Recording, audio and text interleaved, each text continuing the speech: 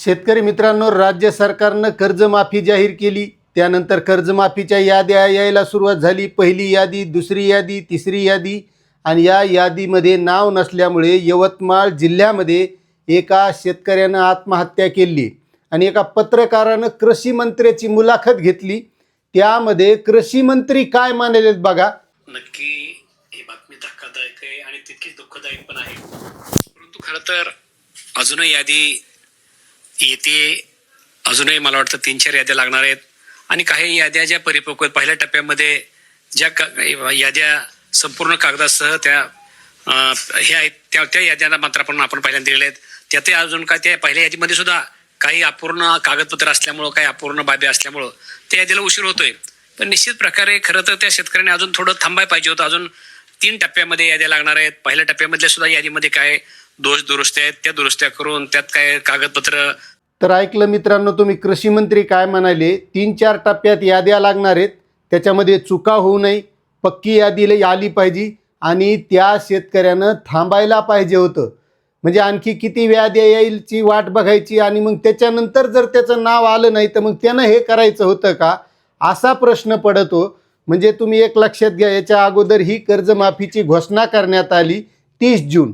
30 जूनच्या नंतर 5 जुलै. म्हणजे शेतकऱ्यांना नुसतं डळमळीत करायचं, झुलवत ठेवायचं असा छेव प्रकार आहे. आणि त्याचमुळं तुम्हाला सांगतो, या कर्जमाफीचा जो प्रकार आहे का, मी मागेही सांगितलेलं आहे, हो इतका लांबा चालणार आहे, इतका लांबा चालणार आहे. मात्र हे सांगितल्यावर बऱ्याच शेतकऱ्याला आवडत नाही. फक्त सवय काय लागलेली आहे, असं येणार, तसं येणार, असं भेटणार, असं करा, तसं करा. आणि असं सांगण्यात मला बी लय इंटरेस्ट नाही. माझा इंटरेस्ट असा आहे की त्या शेतकऱ्यांना का मिळत नाही, कसं मिळायला पाहिजे आणि ते मिळवण्यासाठी काय करायला पाहिजे. मात्र हे जर सांगायला लागलं तर त्या गोष्टी शेतकऱ्याला पटत नाहीत. फक्त आपल्याला भेटलं नाही तरी चालेल, पण कसं येतंय एवढंच समजलं पाहिजे, एवढीच अपेक्षा शेतकऱ्याची दिसती. आता तुम्ही या कर्जमाफीचा खेळ बघा की ह्या याद्या त्या याद्या, सरकारकडं कोणती यंत्रणा नाही बरं, प्रत्येक यंत्रणा आहे. मग या यंत्रणेच्या माध्यमातून किती दिवस झाले कर्जमाफीची घोषणा करून अजूनही याद्या कंप्लीट नाहीत.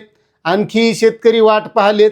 आता नेमकं शेतकऱ्यांनी करायचंय काय, आता पुढं काय म्हणतात पहा पुन्हा.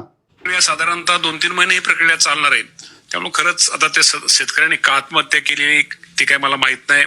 कारण का त्यांच्यावरती मला वाटतं 2-3 ठिकाणचं त्यांच्यावरती कर्ज होतं असं प्राथमिक समजतंय. परंतु शेतकरी यादी लागली नाही किंवा आपलं नाव लागलं नाही. माझी शेतकऱ्यांना विनंती की नक्की त्याची खात्री करा. थोडा उशीर होतोय. काय म्हणाले पुन्हा, याला 2-3 महिने लागतील आणि शेतकरी तर इतके प्रतीक्षित आहेत.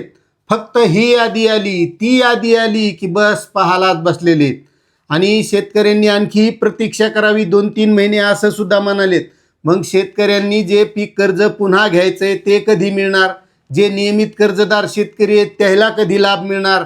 म्हणजे यावरून एक लक्षात घ्या शेतकरी मित्रांनो, या कर्जमाफीचा कार्यक्रमच लागणार आहे. आणि ही 2029 पर्यंत कर्जमाफीच्या याद्या आल्या असंच चालणार आहे. आणि महत्त्वाचं तुम्हाला पुन्हा सांगतो, प्रत्येक शेतकऱ्याला वाटणार फक्त माझंच नाव यादीत आलं नाही, बाकीच्या शेतकऱ्यांना कर्जमाफी मिळाली. कारण राज्य सरकार जाहिरात करणार 56 लाख शेतकऱ्यांना कर्जमाफी, 40,000 कोटी रुपयाची कर्जमाफी आम्ही दिली. आता तुम्हाला सांगतो, आजच मी स्वतः महाई सेवा केंद्रावर गेलो होतो. नेमकं खरंच तिथं परिस्थिती काय आहे, तर महाई सेवा केंद्रावर फक्त आपल्याला आधार प्रमाणीकरणच करता येतंय. ती वेबसाईटसुद्धा चालत नव्हती.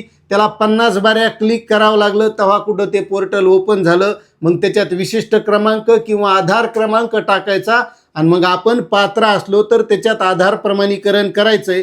त्या महाई सेवा केंद्रावाल्यानं सांगितलं मी सकाळपासून यासाठी झटत आहे, मात्र हे काही ओपन व्हायला तयार नाही.